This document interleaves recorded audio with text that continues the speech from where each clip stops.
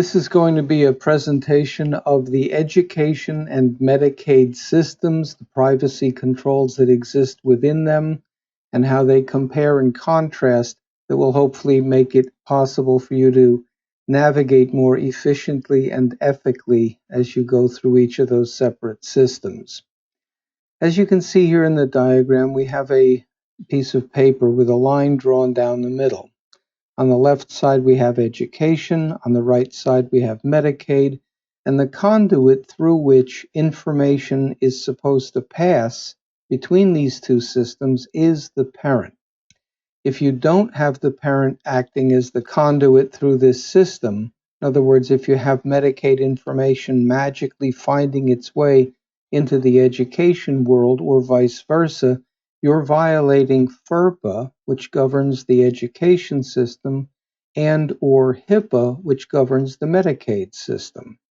So if you go through the parent and you have their consent to share information, you are complying both with FERPA and HIPAA. So let's start with the education system, FERPA. This is the Federal Education Rights and Privacy Act.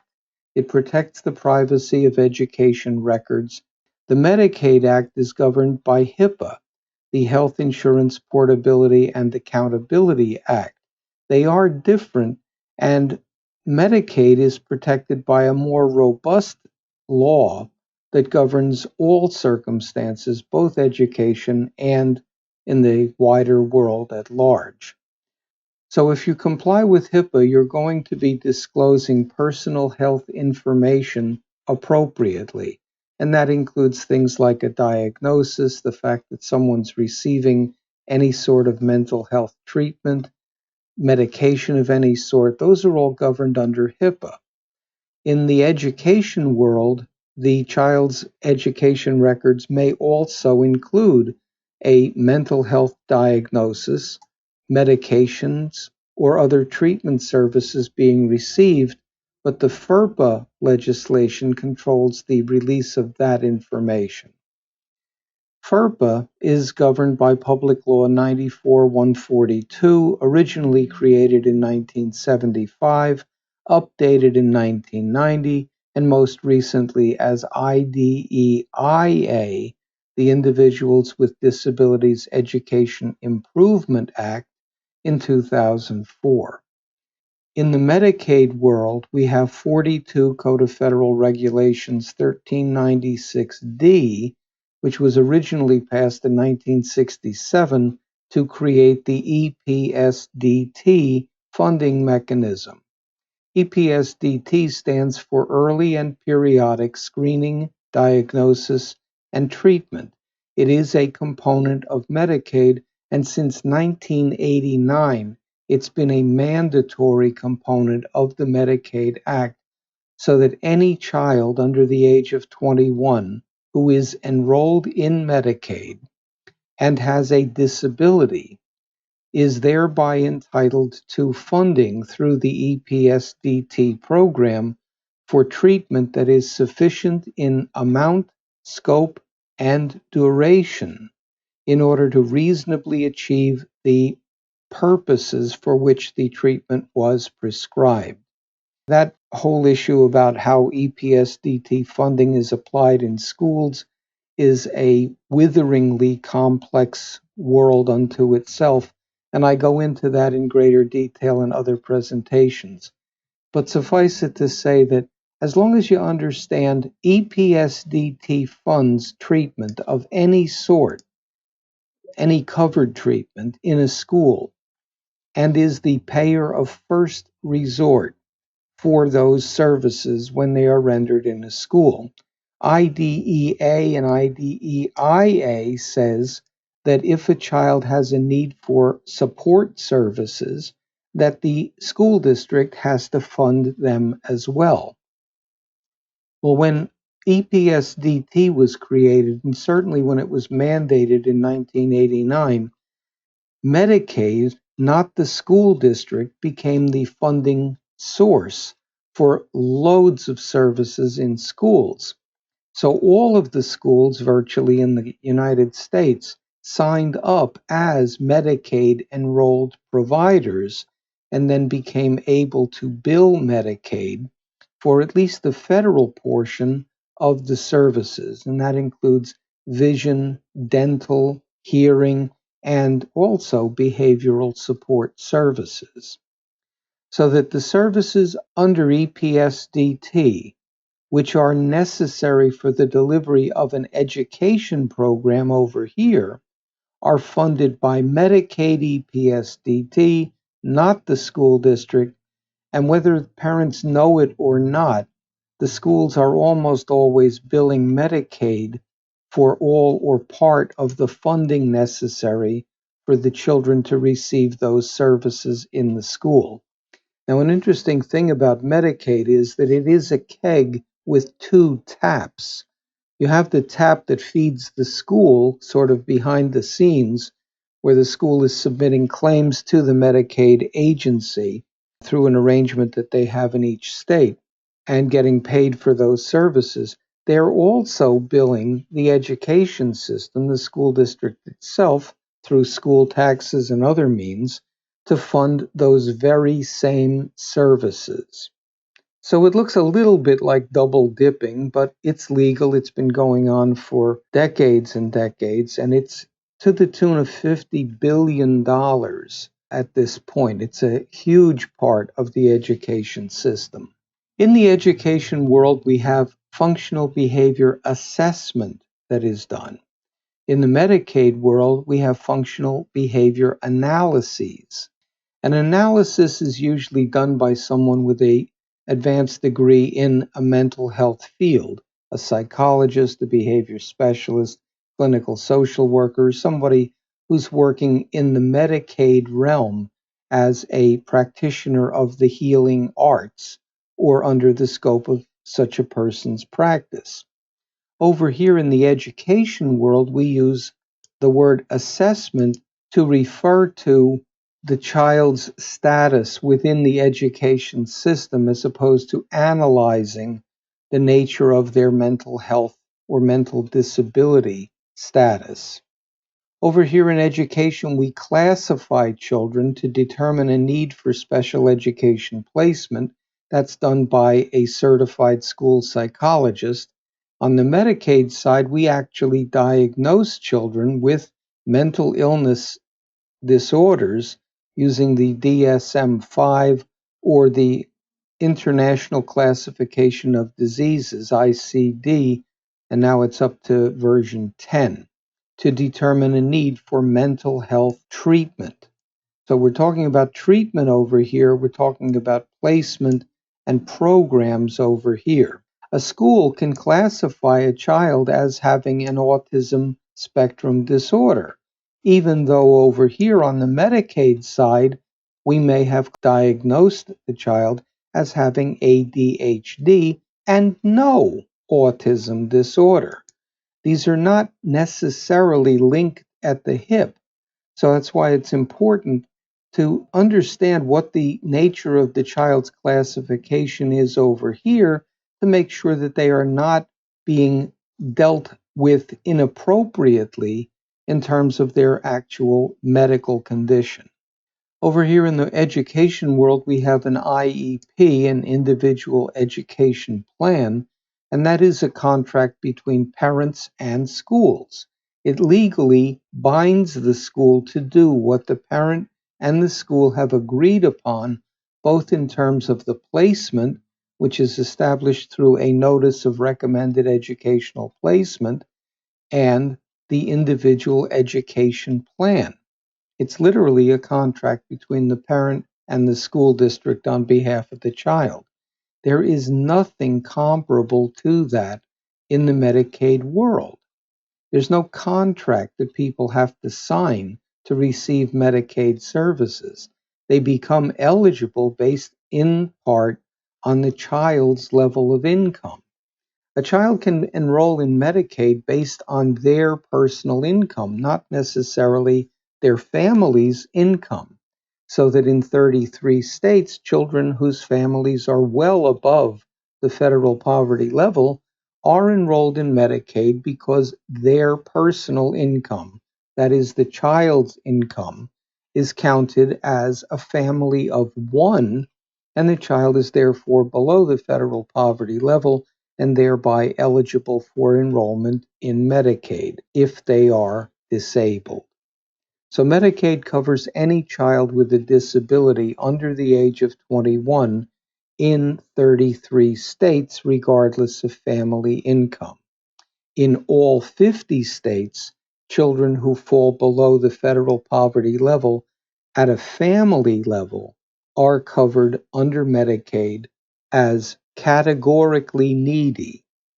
The children who have disabilities and are construed as a family of one are classified as Medicaid enrolled under the medically needy category. So there are two forms of enrollment in Medicaid.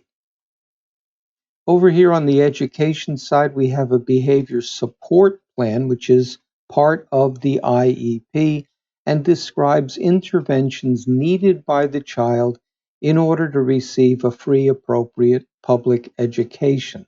They refer to that as FAPE, F-A-P-E.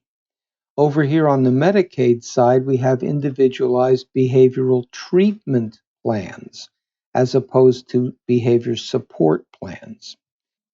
One of the important things to realize about a behavior support plan is that it can include a one-to-one classroom aide as a necessary support for the child, and it can be added to the individual education plan so that the contract between the parent and the school district includes a one-to-one aide for the child.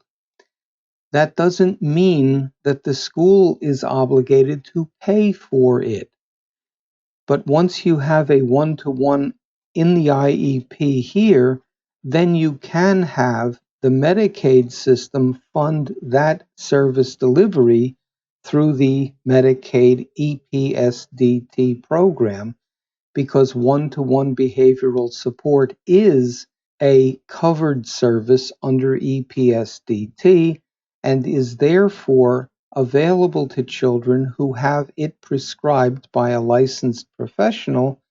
And when you add it to the IEP over here, it makes it an absolute mandate that it has to be provided to the child and funded through Medicaid without burdening the school district at all.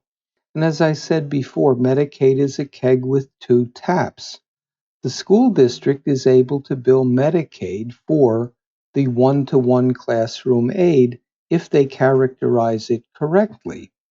And the parent is able to simultaneously obtain funding for their child, both in the school and at home, and the community at large, through the Medicaid system that will also provide one-to-one assistance to the child in the home, school, or community, funded by Medicaid and overseen through an individualized behavioral treatment plan. So both of these things should coexist in the case of a child with a special ed classification, wherein they require behavioral support to address mental illness symptoms or behavioral symptoms.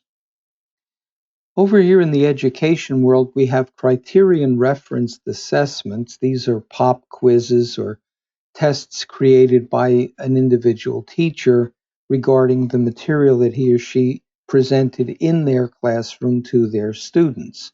This is a very tried and true means of assessing progress, whether or not skills have been learned, concepts mastered, etc. In schools, they also have norm-referenced assessments, and that includes the Wechsler Individual Achievement Tests, the Wechsler Scales of Intelligence, etc. And the difference between these are, a norm-referenced assessment is a measure that is created usually by a psychologist, where thousands of children from all walks of life are administered the same test, and you collect their responses. That creates a normative sample, and then the responses of individual children in individual classrooms can be compared to that normative sample and then scored in terms of the norms that were obtained. In a criterion referenced assessment, the children can be their own norms. You look at their test results in October, November, December, etc., and you can plot their progress and mastery of the material over the course of time through that means, not by comparing them to a normative sample. The same situation exists over here in the Medicaid side, where we can create criterion referenced assessments, and the scale I created is an example of that. And we can also use norm referenced assessments like the Childhood Autism Rating Scale and various other means of measuring performance in behavioral domains, and compare children with normative samples through these methods, or use the criterion referenced assessment that I created so that you can measure both through criterion referenced and norm referenced assessment on both the Medicaid and the education side. I do recommend that, since norm referenced and criterion referenced measurements are widely accepted throughout the education world and have actually been used for hundreds of years in statistical studies of various kinds, it doesn't make sense to only use norm referenced assessments over here on the Medicaid side, especially when reliable and valid criterion referenced assessments do in fact exist. Over here on the education side, we have due process hearings, which are legal proceedings governing school services. On the Medicaid side, we have fair hearings, which are legal proceedings governing treatment funding. Obviously, they are different venues, different standards apply. Over here in the due process hearing realm, it's now required, and it wasn't originally back in 75, but it is now. It is required that you have an attorney present at the due process hearing in order to object to presentations by the school's attorney, etc. Over here in the fair hearing side, it is not necessary to have legal representation at the hearing, but you are still at a disadvantage in these hearings if your representative is not fully versed in the rules that govern Medicaid fair hearings. For example, insurance company people are notorious for bringing up school issues in fair hearings, saying things like, well, Your Honor, if the school would simply do its job and provide a one-to-one aid for the child, we, as the Medicaid funding agency, wouldn't be burdened unnecessarily by this child's treatment program. That is an utterly specious argument because, as I said before, Medicaid, not the school system, is the payer of first resort for any EPSDT covered service delivered in a school. That is covered in both federal and state laws throughout the United States. We can give you the citations on that if you absolutely need them. Over here in a due process hearing, the school should be focused only on the education or school services that the child's receiving. In other words, the school people are not supposed to say, well, if the Medicaid people would do their job and provide the medically necessary behavior support that they should be providing, then we wouldn't need a one-to-one classroom aide. In fact, you can have a one-to-one classroom aide in the education world and still have a mental health treatment professional assisting the child in the school at the same time. In fact, the rationale is that the person with this level of skill over here in the Medicaid side can actually teach the grandparent who may be substituting as a classroom aide over on the education side in acquiring more efficient and robust treatment intervention skills that they wouldn't otherwise receive because they're not trained in mental health treatment over here in the education side as much as they are trained in mental health treatment, effective practices, evidence-based practices, as they are over here on the Medicaid side.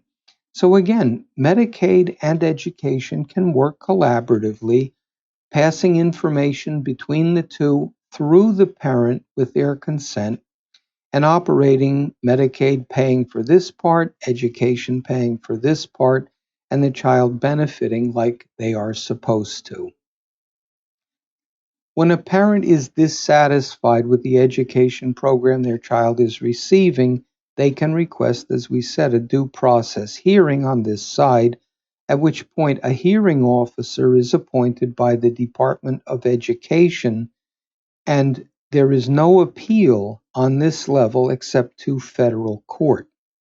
So a hearing officer appointed by the Department of Education is supposed to listen to both sides and then make decisions as regards to the child's education program and placement in the education world. Over here, managed care organizations are appointed by the Department of Human Services in the state, and there's usually just one managed care organization per county, and there again is no appeal except to court. So it's peculiar that the insurance companies are given the authority over here in the Medicaid world by the state Medicaid agency. They are given the authority to rule on issues that frankly are related to federal Medicaid funding and the EPSDT mandate.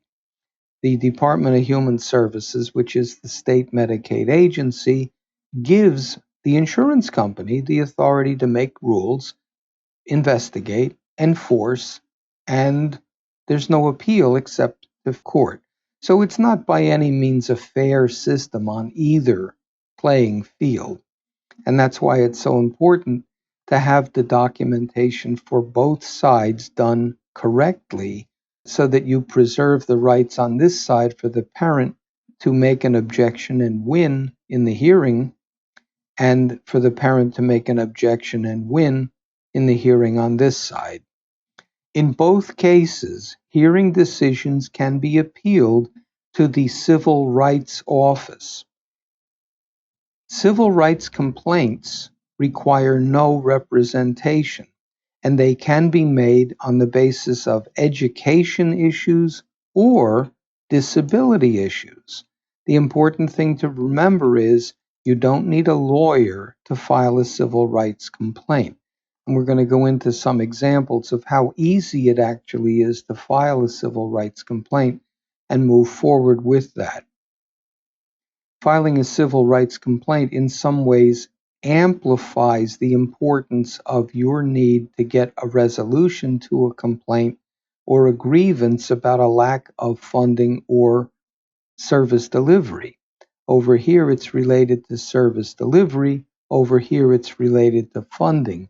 More often than not, you have people who are ready, willing, and able to deliver the service, but a managed care organization has ruled that the service will not be funded.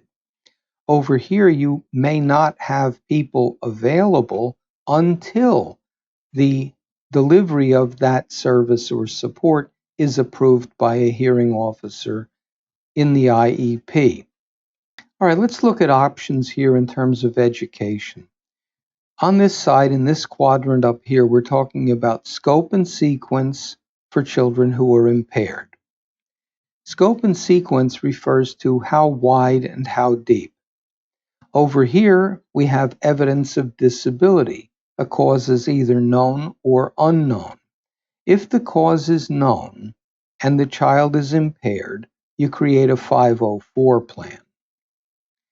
If scope and sequence have to be changed, what the child learns or how it's taught, then they need an IEP, not a 504 plan. So that's the difference between an IEP and a 504. The child is impaired. There's no question that there's an impairment.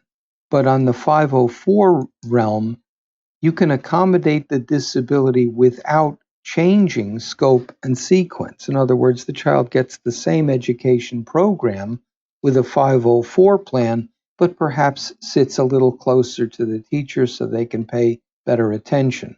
That would be an accommodation under a 504 plan. In the case of an IEP, you change what is taught and/or how deeply you teach it because the child needs a modification of scope and sequence in order to receive a free, appropriate public education. Now, if the child is unimpaired and there's no modification needed, that's what we call regular education. But if the child seems to be unimpaired, but you're not sure, they're having struggle, you don't know what's wrong, you have an obligation as a school to do what's called child find. You cannot make modifications or accommodations without understanding of the child's education system. So I hope you understand now the difference between a 504 plan and an IEP and what the school must do if they see a child is struggling. They are the ones who have to initiate the understanding of the child's needs. They don't have to wait. They can't legally wait for a parent to ask for help. All right, we're going to get into the supports that I'm able to offer. This is a video program that I've put up online regarding getting and keeping insurance funding until treatment is finished successfully. You can click on this link here, and that will take you to a YouTube video that provides about a 40-minute presentation of the strategies that I've developed over the last 40 years to make that possible. In some cases, you can consider them to be secrets of treatment funding, because when we talk about EPSDT, I do believe we're talking about the greatest treatment funding secret ever concealed. We have additional information about how to collect data and analyze it that makes a clear distinction between treatment delivery data and treatment outcome data. They are different. You have to collect both in order to make a compelling argument to an insurance company regarding a child's need for treatment funding. This is a 3-page presentation direct from the Office for Civil Rights that I downloaded just relatively recently. These are all the laws and regulations that are enforced by the Office for Civil Rights. And you can see by looking through these that the Office for Civil Rights, among other things, does defend the civil rights of children who are disabled, as well as the civil rights of children who have education needs that are not being met. So you can think of the Office for Civil Rights as being the bigger dog that can be brought into a fight and that can be used to amplify the importance of getting a resolution. One quick example. The Supreme Court in 2017 ruled that a service animal cannot be barred by a school district from entering the school just because the school district believes that its staff are as good or better at providing for the services that the service animal would provide. The Supreme Court, in fact, said, no, stop. A service animal has particular skills that no human being can probably deliver at the same level. That's one issue. The other issue the Supreme Court said was that in the case where a child's treatment needs are being thwarted by a school, this is where a medically necessary intervention is being denied to the child, that the parents of the child do not have to go through the usual due process rigmarole and wade through years of litigation to bring their case to the Office for Civil Rights or to bring their case to a court of relevant jurisdiction, which undermines the school's typical strategy of endless delay and obfuscation.